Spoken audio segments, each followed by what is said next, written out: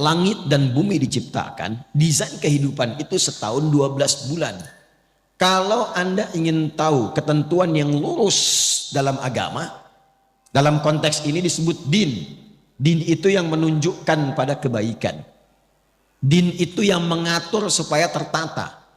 Kenapa din itu dinamakan dengan din, kemudian disebut dengan Islam? Inna dina indallahil, seakan memberikan kesan Islam itu bukan cuma agama. Agama itu kan bahasa Sanskerta, tidak rusak kan? A-nya tidak, agama itu rusak, menjaga supaya tidak rusak. Nah, din itu maknanya lebih daripada itu. Kenapa disebut Islam? Ingin memberikan kesan ketika Anda mengaku Muslim, agama Anda apa? Islam. Itu bukan sekedar nama. Tapi dengan Anda menjadi Muslim, mengikuti tuntunan Islam, maka menjaga Anda supaya hidupnya tertata. Supaya terarah. Hidup berkualitas. Makanya orang dulu masuk Islam itu hidupnya lebih berkualitas. Lebih baik. Silahkan cek. Kalau dia penuntut ilmu, pasti ilmunya meningkat, jadi lebih pintar, bahkan jenius. Kalau dia pebisnis, pasti ketika masuk Islam, dia tidak akan pernah kaya. Pasti. Tapi akan menjadi pribadi yang kebangetan kayanya. Betul standar. Itu pebisnis Muslim itu kalau dagang nggak pernah balik modal. Selalu balik untung. Betul. Kenal Abdurrahman bin Auf?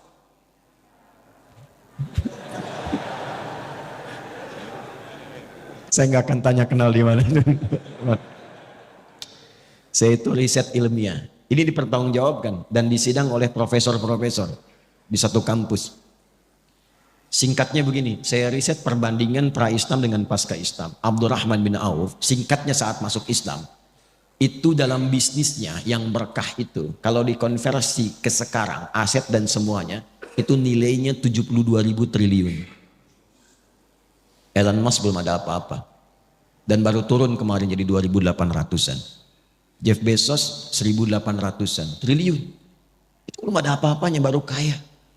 Abdurrahman bin Auf itu kebangetan kayanya. Kebangetan. Kapaknya terbuat dari emas. Tapi masuk surga juga. Ya daripada miskin gak jelas kan. Luar biasa. Jadi semua orang itu jadi orang hebat.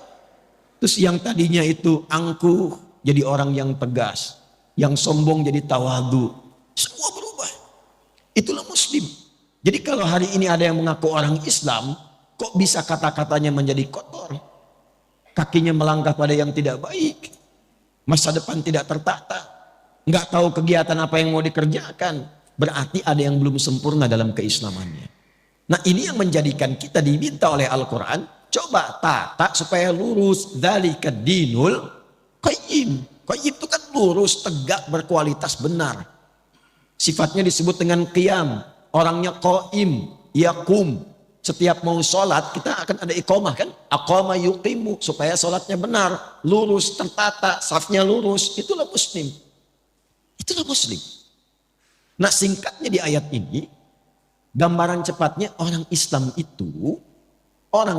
itu mesti punya planning, konsep kegiatan yang jelas. Dalam mengatur waktunya, setidaknya dia punya program dalam setahun itu 12 bulan apa yang mau dikerjakan. Nanti akan ditarik ke harian. Makanya nanti akan dibagi ke dalam konsepsi waktu sholat. Itu setiap harinya. Tapi targetnya tahunan. Tahunan. Jadi Anda ini dalam setahun punya rencana apa? Kalau mau ditarik ke dunia dulu misalnya, ya coba. Dalam konteks Anda nih yang belajar mahasiswa. Dalam setahun ini apa yang mau dicapai? Kenapa yang dipilih kampusnya itu? Mau jadi apa ke depannya? Petakan, turunkan. Dibagi ke dalam 3 bagian minimal. Makanya minha arbaatun hurum. 12 dibagi 4. Berapa? 3. Jatuhnya per trimester. 3 bulan, 3 bulan, 3 bulan. Bagi 4 bagian. Dievaluasi. Sudah tercapai belum? Tercapai belum? Apa yang harus dilengkapi? Apa yang harus dikurangkan? Target IPK berapa? Itu turunkan. Bisnis demikian. Dalam setahun evaluasinya bagaimana? Itu standarnya. Itu paling rendah, paling standar. Nah semakin tinggi lagi imannya, maka dia melampaui batas-batas dunia. Itu targetnya langsung akhirat. Targetnya langsung apa? akhirat. Jadi cara menyusunnya begini, mohon izin saya tidak bermaksud mengajari, hanya menuangkan apa yang Al-Quran berikan petunjuk kepada kita.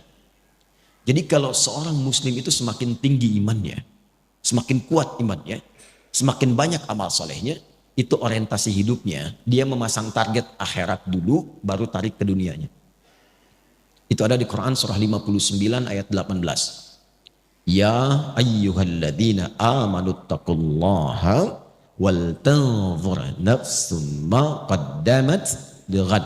Ghad di situ akhirat. Ghad di situ maksudnya akhirat. Ya, saya terangkan dengan ilmu nahwu dulu supaya cepat ya. Ya itu huruf panggilan disebutkan setidaknya 361 kali dalam Al-Quran. Itu memanggil yang mendekat, yang menengah dan jauh. Semua jarak, semua aspek. Jadi kalau Anda pergi ke Mekah, umrah atau haji, yang belum mudah-mudahan disegerakan. Ya, insya Allah. Dan tidak cukup dengan amin, nabung. Ya. Anda ada kesulitan, pengen dimintai bantuan, bilang aja, ya, nengok semua tuh. Yang dekat, yang menengah, yang jauh. Ayyuha disebutkan 150 kali dalam Al-Quran. Ayyunya munada untuk menguatkan informasi, haknya mengingatkan tanbih. Kemudian alladzina disebutkan 1080 kali dalam Al-Quran, itu untuk memanggil semua tanpa kecuali, tanpa sekat. Mau laki-laki, perempuan, tua, muda, besar, kecil, melintasi status. Jadi Allah menginginkan semua hambanya tanpa kecuali. Yang punya jabatan, yang belum punya jabatan. Yang disebut kaya, yang disebut cukup. Yang disebut ustadz atau jamaah. Allah nggak bedakan. Sepanjang engkau beriman, kata Allah, mesti punya visi hidup. Dan sepanjang engkau beriman, mesti ingat akhirat tempat pulang. Karena setiap kita pasti akan pulang. Setiap kita pulang. Gak ada yang gak pulang. Karena hidup kita itu bukan di sini itu tugas. Pulangnya ke sini. Walal akhiratu khairul laka minal ula. Nanti ke sini. Ini bukan tempat kita di sini. Sadari itu, kita terus sedang bertugas. Fil ardi itu membawa misi. Pulangnya akhir. Makanya disebut di Quran dengan mayyit. Quran surah 39 ayat 30. Innaka mayyitun. Mayyit itu kalau pakai tasydid itu yang akan meninggal. Ya, yang akan wafat.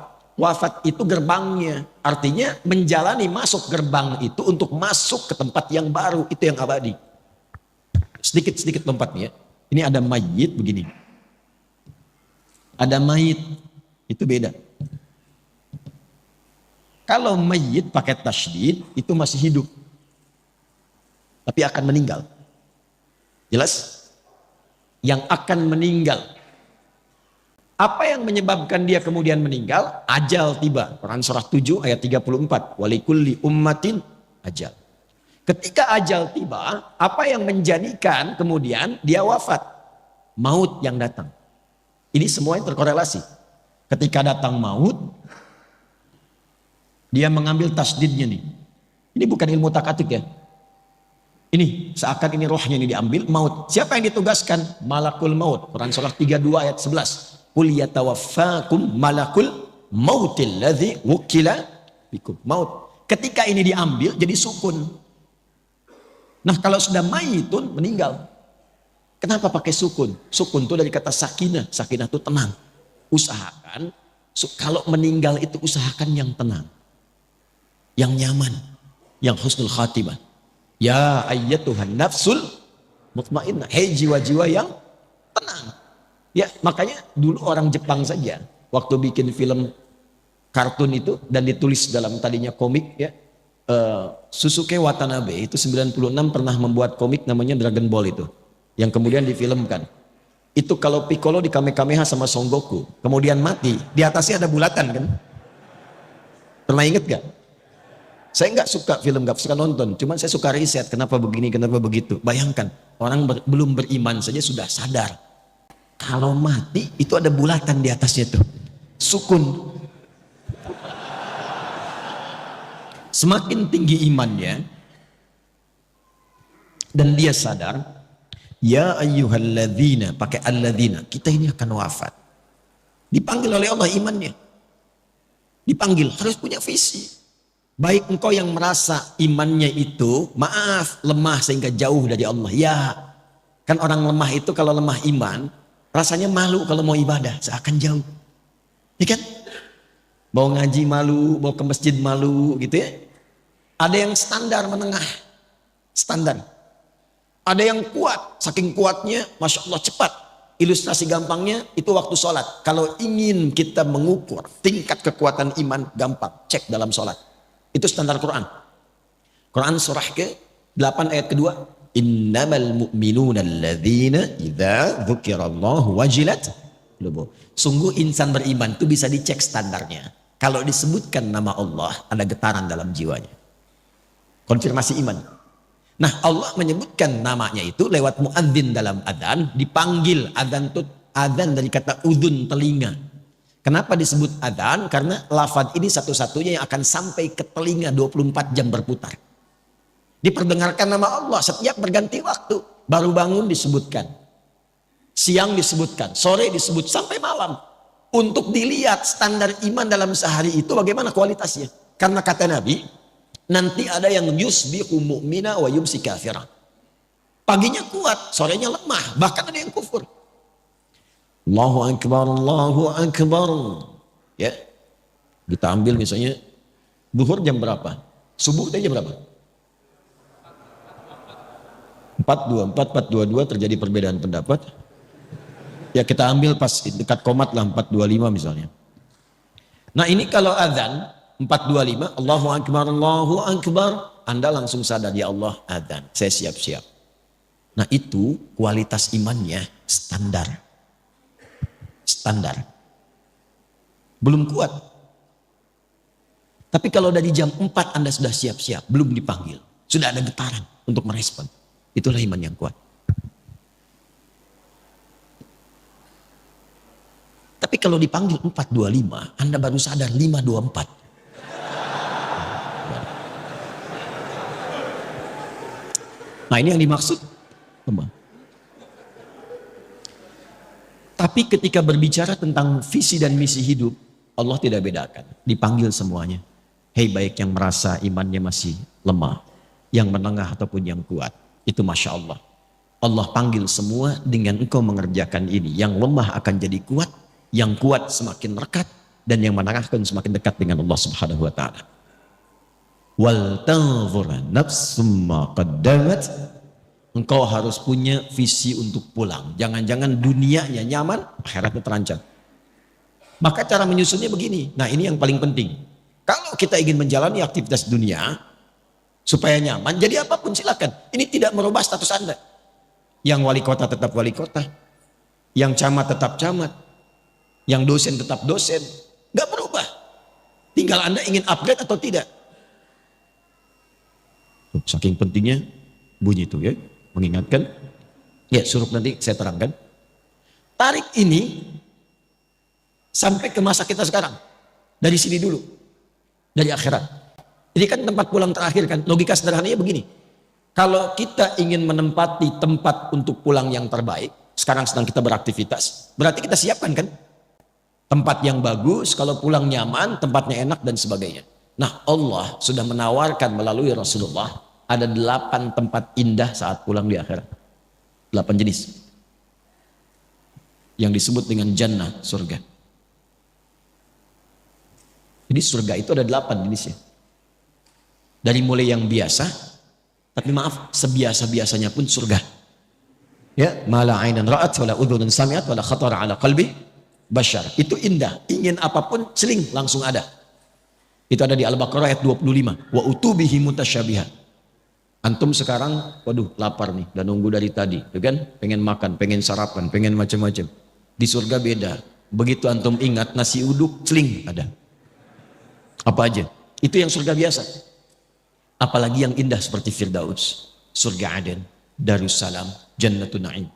Pertanyaannya, saya cuma tanya 2 hal. Satu, siapa yang ingin masuk surga?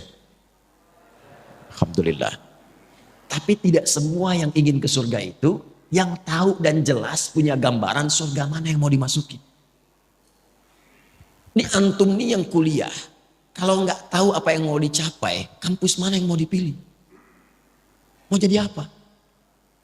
Anda kalau nggak punya visi, untuk apa Anda bekerja beraktivitas? akan bingung apa yang mau dikerjakan. Hasilnya apa yang mau diraih. Nah kita tarik dari atas, surganya mau yang mana? Supaya jelas. Nanti dari situ muncul kurikulum. Itulah yang dikerjakan selama hidup. Itu aja terus. Sampai wafat. Hidup itu kan gampang. Cuma tinggal menunggu wafat saja. Setelah itu selesai kita mendapatkan apa yang disiapkan.